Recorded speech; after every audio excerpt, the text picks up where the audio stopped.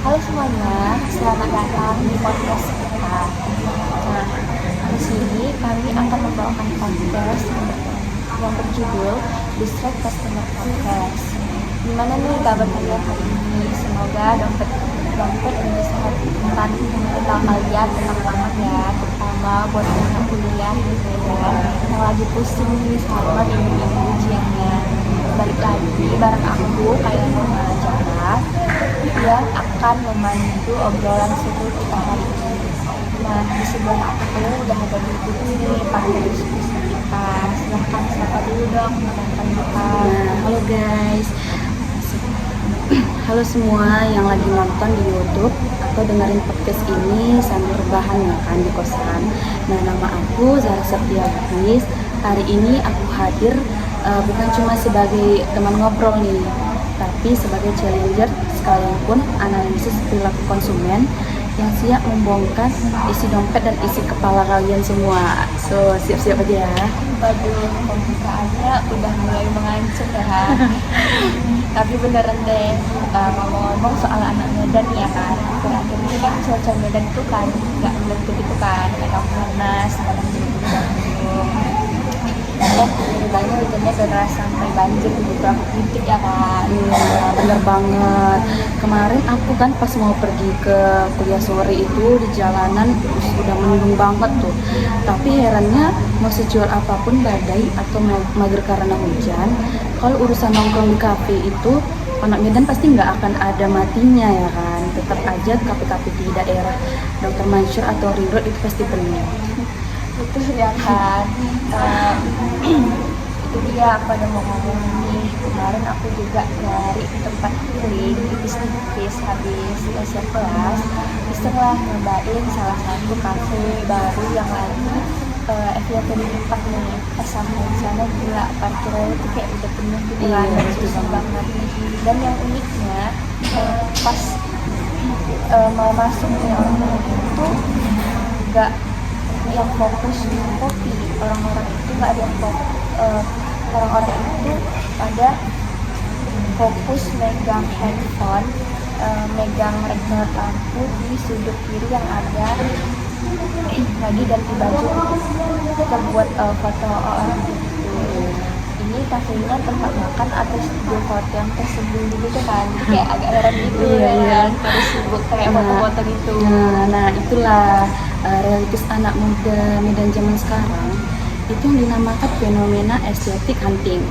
Jadi, nilai estetika dari suatu tempat atau produk itu udah mengalahkan fungsi utamanya. Mereka rela bayar kopi harga 40-50 ribu yang rasanya pasti biasa aja. Nah, demi apa?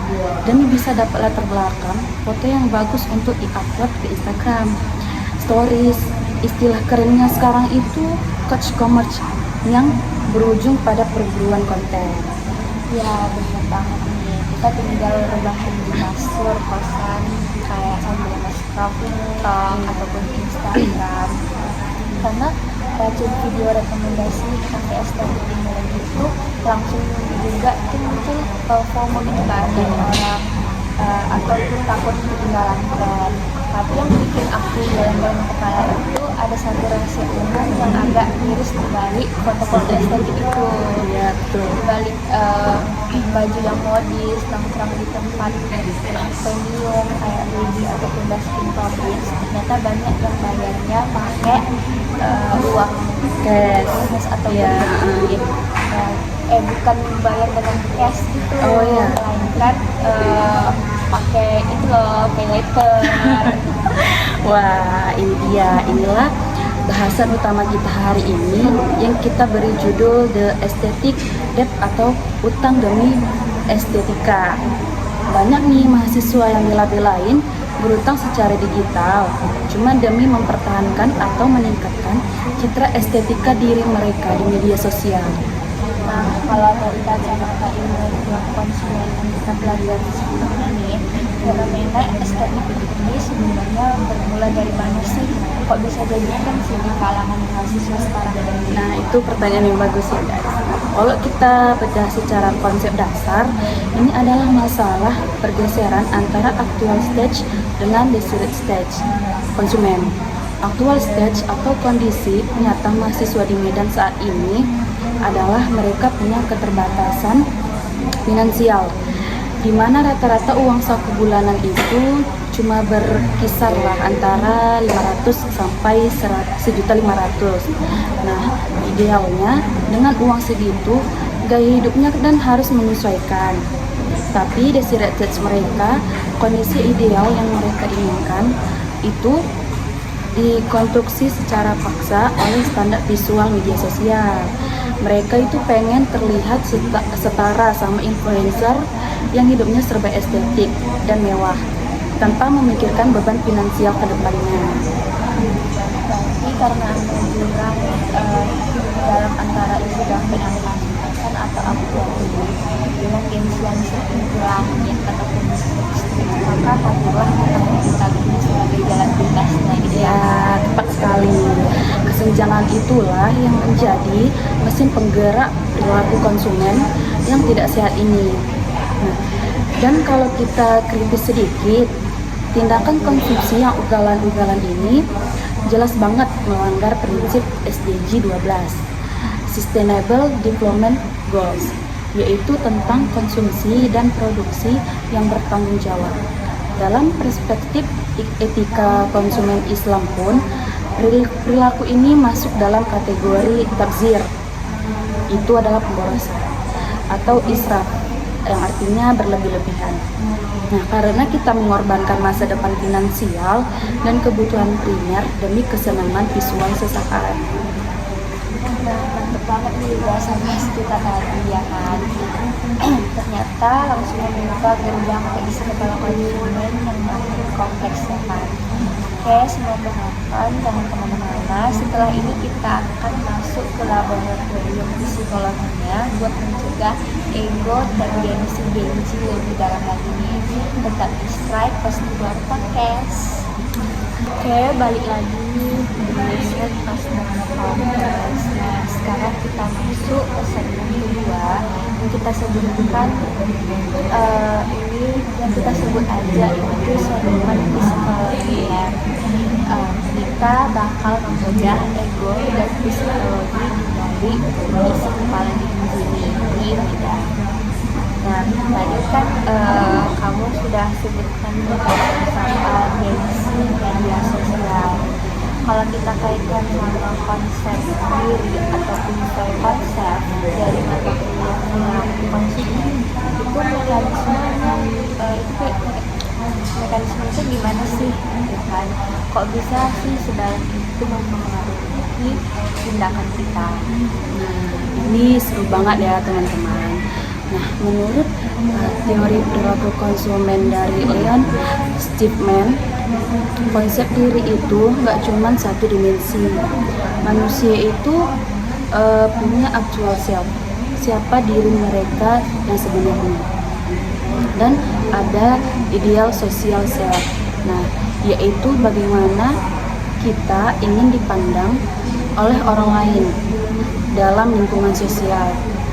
Di era digital ini, Gen Z di lingkungan sosial Medan nih lah secara sadar mengaktifkan ideal sosial self mereka secara ugal-ugalan di feed Instagram atau FYP TikTok. Nah, mereka memproyeksikan diri sebagai anak muda yang sukses, modis, estetik, dan selalu up to date lah dengan tren gaya hidup premium. Berarti ada semacam topeng mental yang pengen mereka tunjukin nih ya kan. Tapi apa hubungannya topeng itu sama baju baru atau makanan mahal yang mereka beli itu? Hubungannya itu erat banget nih sama konsep extended self atau perluasan identitas diri melalui kepemilikan objek. Bagi mahasiswa zaman sekarang, gawai bermerek, pakaian stylish, nah bahkan cup kopi atau kotak makanan dari gerai premium seperti Wendy's, Baskin Robbins atau The Coffee Bean itu bukan lagi sekedar fungsi dasarnya, objek-objek itu sudah menjadi bagian dari perluasan diri mereka di dunia maya. Kalau mereka nggak pakai atau nggak memposting barang-barang itu nih, nah mereka ngerasa identitas diri mereka di hadapan teman-temannya itu cacat gitu, kurang gitu, kurang keren atau tidak utuh. Jadi barang itu dibeli demi membeli rasa percaya diri kita. Dan juga gila banget istilah untuk mendalam gitu ya. Aku tunggu dulu nih. Aku mau debat nih ya Kak. Kita kan nggak semua orang setiap hari itu punya keinginan memburu-buru kayak gitu. Pasti ada dong pemakai instan yang bikin keinginan itu tiba-tiba kok meledak gitu, kok berhenti gitu. Itu kayak mana sih gitu? Nah, itu tentu pasti ada. Itu yang di dalam teori kita disebut sebagai need arousal atau pengaktifan kebutuhan. Nah, kebutuhan manusia itu kan banyak yang sifatnya dorman alias tertidur di dalam alam bawah sadar kita. Contohnya itu kamu sebenarnya nggak butuh banget nih makan es krim mahal dari makan es krim mahal hari ini karena di kulkas kosan masih ada air putih gitu kan, dan makanan biasa. Kebutuhan itu lagi tidur. Tapi algoritma media sosial zaman sekarang itu jahat banget loh guys. Begitu kamu buka handphone nih, masuk nih push notification atau lewat video estetik hunting dari Telegram Medan di feeds kamu, contohnya lah Felix ya kan. Nah, dorongan visual ini kan tawaran promo itu langsung mengaktifkan need arousal kamu nih secara instan. Kebutuhan yang tadinya tidur langsung dibangunkan secara paksa sehingga muncul rasa haus psikologis yang mendesak. Aku harus ke kafe itu tuh sekarang juga, aku harus beli produk itu sekarang juga. Nah kayak gitulah ya contohnya ya. Dan parahnya nih ya, karena dorongan ataupun sifatnya yang instan dan menyerang emosi gitu kan, rasional kita itu sebagai manusia langsung lumpuh gitu aja ya kan. Kita nggak mikirin lagi nih apakah uang di ATM cukup sampai akhir bulan. Yang penting hasrat psikologis itu wajib terpenuhi. Iya gitu. Nah sekarang kita bergeser nih ke segmen 3 The Digital Trap. Katakanlah hasrat belanja mahasiswa ini udah meledak akibat need arousal tadi. Tapi kan realitasnya itu dompet mereka itu kan tipis kan, uang saku tuh gak terbatas pastinya, antara 500 ribuan sampai 1,5 juta gitu ya kan sih. Nah disinilah teknologi digital itu masuk dan menyediakan jembatan damai bernama PayLater sebagai penyelamat palsu. Nah, gimana kakak ini melihat peran vintage ini dalam merusak pertahanan finansial mahasiswa? Nah, secara arsitektur pilihan atau choice arsitektur, layanan PayLater itu bertindak sebagai penghancur batas finansial. Nah, bagi konsumen rentan seperti mahasiswa, dalam teori keuangan ada tuh istilah pain of pain. Nah, yaitu rasa sakit psikologis atau rasa bersalah yang dirasakan manusia saat harus berpisah dengan uangnya. Nah, itu galau banget lah itu kan. Nah, kalau kamu bayar tunai nih pakai uang cash lembaran 100 ribuan sebanyak 5 lembar, ya kan? Nah, di kasir nih, otak kamu bakal mendeteksi kehilangan nih. Nah, dompet kerasa makin tipis dan muncul rasa bersalah. Tapi teknologi PayLater mereduksi pain of buying itu sampai cuman butuh 1 hari ini. Nah, rasa bersalahnya tuh hilang, berganti jadi gratifikasi instan. Padahal kan itu cuman menunda rasa sakit ke akhir bulan saat tagihan datang. Nah, bener banget tuh. Kesenangan instan itu kan cuma kayak di awal aja gitu Iya. ya kan. analis darahnya ya udah di akhir bulan. Terus nih yang bikin heran, kok bisa sih iklan-iklan produk ataupun pay later itu tahu banget apa yang kita pengen, kayak bisa membaca pikiran gitu, kayak kita lagi scroll tiba-tiba yang kita scroll itu barang yang kita pengen gitu kan. Nah, itu bukan sihir guys, itu adalah kerjaan teknis dari sistem real time bidding atau RTB dan API digital. Sistem RTB ini melakukan lelang iklan digital dalam hitungan milidetik. Nah, lelang iklan digital dalam hitungan milidetik nih kan.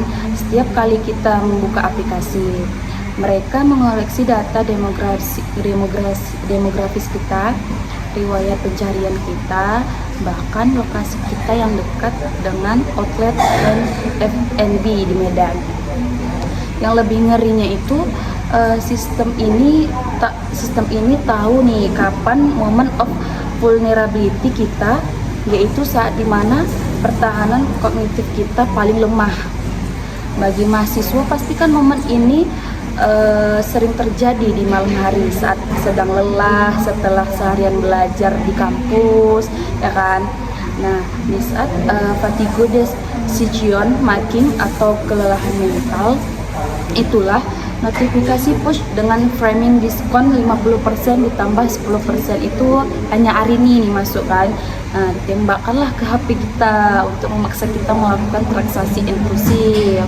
Udah nggak banget ya kan, kayak kita tuh benar-benar dikepung sama kecerdasan buatannya. Terus kalau dari cara mahasiswa mengambil keputusan ataupun serius, gimana sih tuh prosesnya? Nah, mereka itu nggak pakai analisis rasional yang menimbang untung rugi secara mendalam. Nah, mereka terjebak menggunakan heuristik leksikografis atau lesiographic rule. Ini adalah strategi pengambilan keputusan di mana konsumen hanya melihat atribut yang dianggap paling nomor satu bagi mereka dan mengabaikan atribut kritis lainnya. Dalam konteks estetik depth, atribut nomor satu bagi Gen Z adalah besaran diskon di awal atau gengsi visual. Nah, ketika Alo Pay Later menampilkan headline diskon 50% ditambah 10%, mahasiswa langsung menganggap itu menguntungkan dan hemat sehingga lulus pada atribut prioritas pertama. Nah, mereka sama sekali tidak melanjutkan evaluasi ke atribut yang lebih kritis seperti total biaya cicilan, biaya administrasi hidden, atau risiko denda keterlambatan yang menumpuk. Nah, padahal kalau kita itu mau selamat gitu ya kan, harusnya pakai aturan kompensatory ataupun kompensator. Ya kan, atribut keuntungan produk ataupun diskon di awal harusnya itu tidak bisa mengompensasi dampak buruk dari utang jangka waktu yang panjang. Nah, betul. Tapi aturan kompensatory itu butuh usaha kognitif yang tinggi, alias bikin otak pasti mikir keras nih. Mahasiswa yang udah terlanjur kecanduan gratifikasi instan pasti lebih memilih heuristik leksikografis yang gampang. Nah, ada diskon, tempatnya pasti estetik, ya udah hajar aja pakai utang gitu. Luar biasa sih, teoritisnya dapet banget ya kan. Nah, penonton semua, biar kita diskusinya itu makin kokoh dan berbobot, di segmen 4 ini kita bakal buka-bukaan soal basis data empiris dari hasil mini riset yang dilakukan pada mahasiswa di Kota Medan. Data ini valid banget karena diambil dari 32 responden mahasiswa di Kota Medan. Nah, coba dong Kak, kita bedah nih tabulasi datanya satu persatu karena angka di riset itu itu bikin kayak sudah ada kayak banyak mahasiswa yang memakai pay later itu. Ya, siap. Mari kita bedah dulu nih datanya. Nah, temuan pertama ini mengenai literasi finansial dan tingkat kepedulian mahasiswa terhadap risiko utang. Dalam tabulasi data survei, ketika diberikan pernyataan nih, saya mempertimbangkan bunga dan denda pay later sebelum memutuskan menggunakannya. Nah, hasilnya sangat mengejutkan ya kan. Sebanyak 12,5% responden menjawab sangat tidak setuju dan 31,3% menjawab tidak setuju. Jika kita gabungkan nih, ada 43,8% mahasiswa yang benar-benar buta dan abai terhadap risiko bunga dan denda saat mengklik tombol utang. Berarti setengah dari responden itu nggak peduli sama denda ataupun bunganya. Mereka cuma fokus pada kesenangan belanja di awal. Terus apa yang terjadi pas tagihan itu benar-benar muncul di layar HP mereka gitu ya. Nah, ini dia dampaknya ya. Nah, ketika disodorkan pernyataan nih, saya sering merasa cemas atau menyesal sesaat setelah tagihan pay later muncul di aplikasi. Nah, data menunjukkan sebanyak 31,3% responden menyatakan setuju. Nah, dan 21,9% mayoritas mahasiswa di Medan yang hidup dalam bayang-bayang kecemasan psikologis akibat utang gaya hidup mereka. Dalam ilmu perilaku konsumen, inilah visual nyata dari fenomena disonansi kognitif pasca pembelian atau post purchase cognitive dissonance. Nah, ada konflik batin yang hebat antara keyakinan mereka untuk menjadi mahasiswa yang bertanggung jawab dengan kenyataan bahwa mereka baru saja berutang demi hal-hal non primer. Kalau mereka udah cemas dan menyesal kayak gitu, gimana sih strategi mereka buat meredakan ketidaknyamanan psikologi atau disonansi kognitif itu? Gimana sih Kak?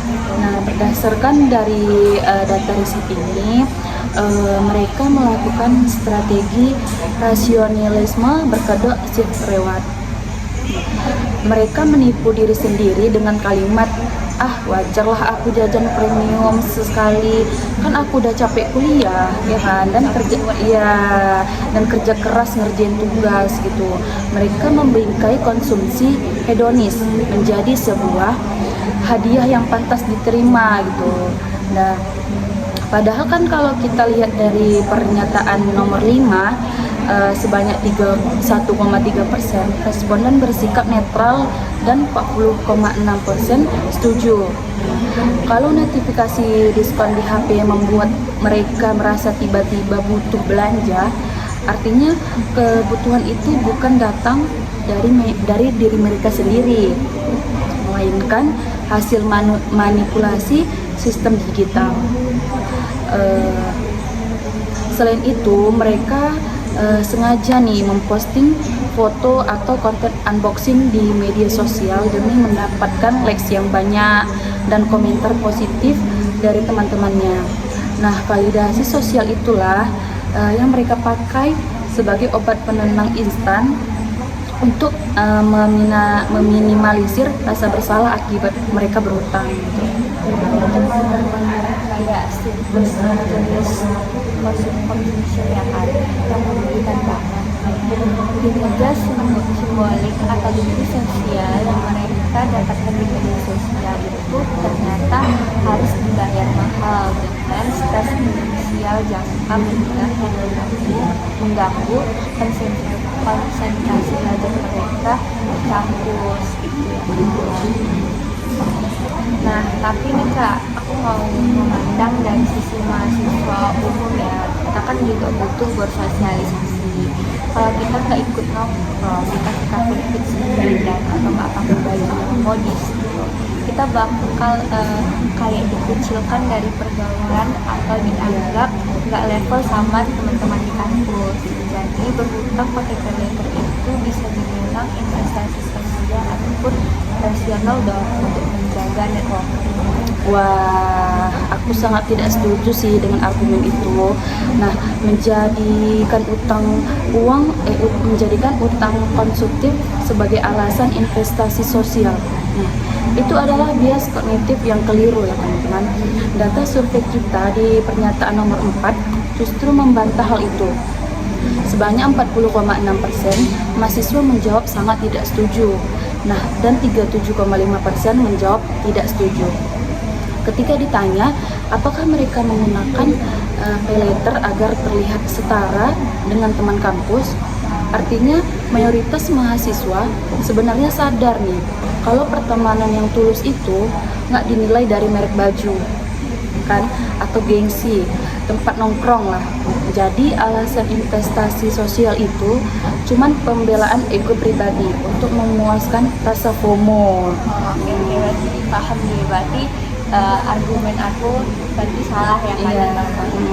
Nah, datanya emang nggak bisa berbohong ya kan. Berarti emang dorongan internal individunya itu pengen pamer lewat consumption itu ya kan.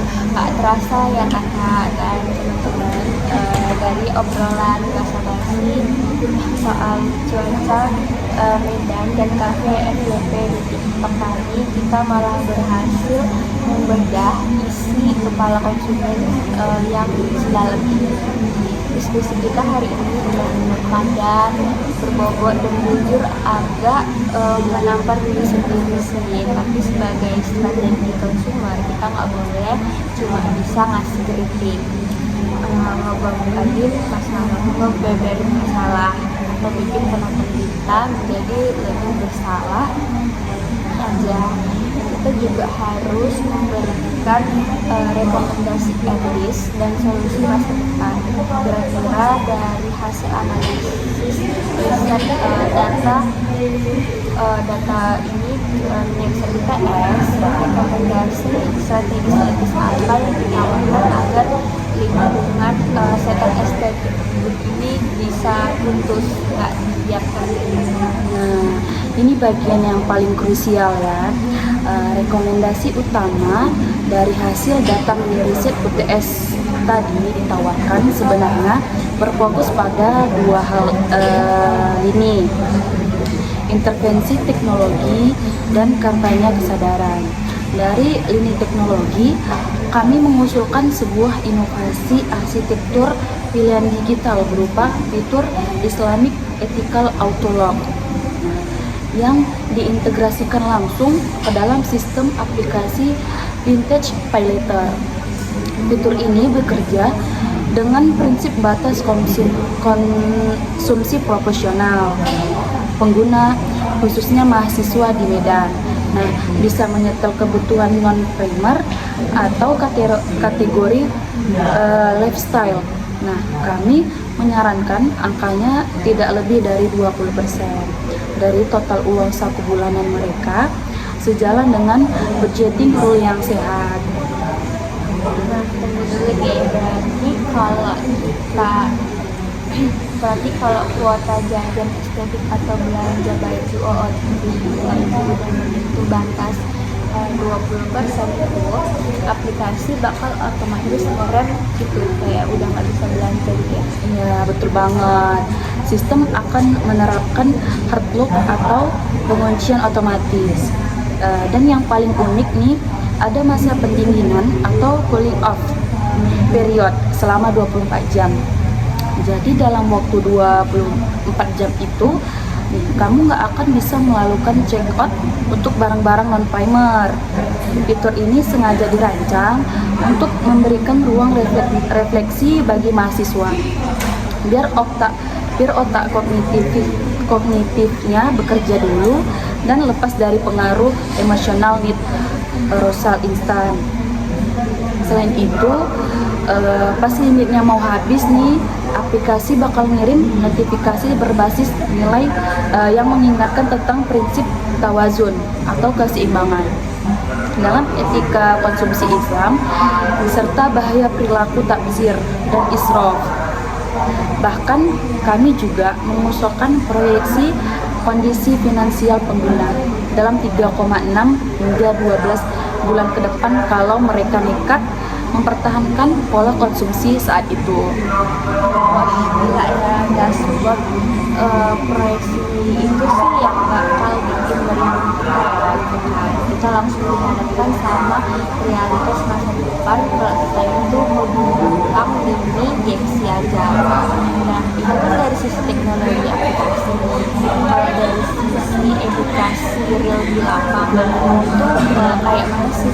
Nah, untuk lini edukasi, kami merancang kampanye literasi keuangan berbasis root central atau central root processing. Nah, lewat program bernama Aesthetic Depth Awareness.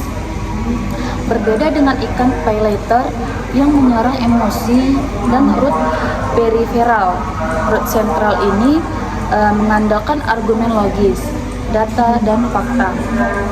Nah, kami mengusulkan adanya workshop interaktif di kampus-kampus Kota Medan seperti di UINSU, di USU, atau di Unimed.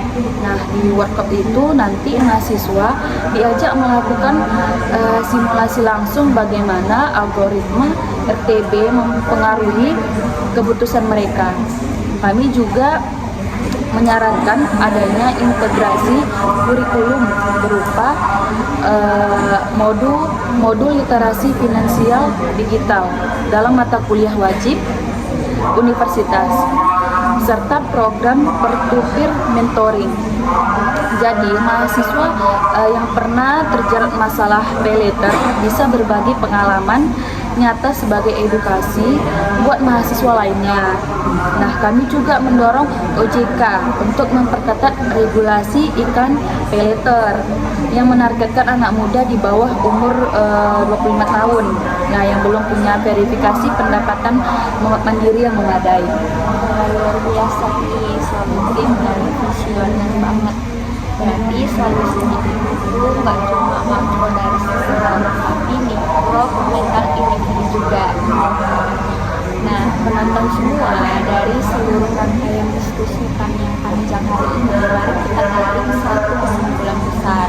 Fenomena estetik ini menunjukkan bahwa dunia digital hari ini dirancang dengan sangat pintar untuk mengeksploitasi kelemahan psikologi kita nih. Mereka menjual ilusi daily instant, konsumsi hedonis, label pemenang bernama self-reward, padahal ujung-ujungnya menjerumuskan kita ke dalam kecemasan finansial. Nah, benar banget Kak. Pesan terakhir dari aku nih untuk semua teman-teman mahasiswa yang lagi dengerin podcast ini, yuk kita kembali ke prinsip tawazun atau keseimbangan. Menikmati estetika itu boleh, tapi modis itu sah-sah aja sebenarnya. Dan nongkrong di kafe itu di Medan juga nggak ada yang melarang ya kan. Tapi lakukanlah itu semua dengan penuh tanggung jawab finansial dan moral, sejalan dengan target SDG 12 juga. Nah, penuhi dulu tuh kebutuhan primer kamu, pikirkan tabungan masa depan kamu, dan jangan pernah korbankan ketenangan mental kamu hanya demi validasi visual sesaat berupa jumlah likes atau komentar di media sosial. Ingat ya, jangan sampai self reward kamu hari ini berubah menjadi self ruin atau kehancuran diri di masa depan. Perkembangan muslim sebulan yang benar-benar membawa dan syarat akan makna ya gitu kan. Bergayalah sesuai dengan realistis isi dompetmu yang nyata atau aktual state. Jangan bergaya yang digital demi memenuhi ekspektasi sosial atau ideal sosial self yang sempit. Jangan biarkan algoritma digital menjadi isu dompet dan masyarakat. Nah, sepakat ya, jadilah konsumen yang cerdas yang memegang kendali penuh atas keputusan belanjanya sendiri, bukan konsumen yang disetir oleh push notification diskon.